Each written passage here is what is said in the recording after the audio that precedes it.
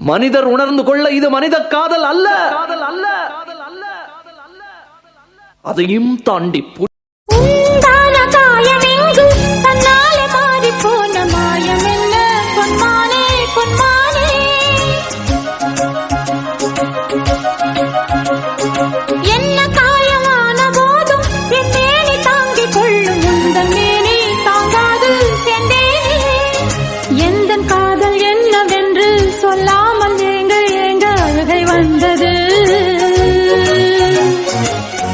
சோகம் உன்னை தாக்கும் என்றெண்ணும் போது வந்த அழுகை நின்றது. மனிதர் உணர்ந்து கொள்ள இது மனித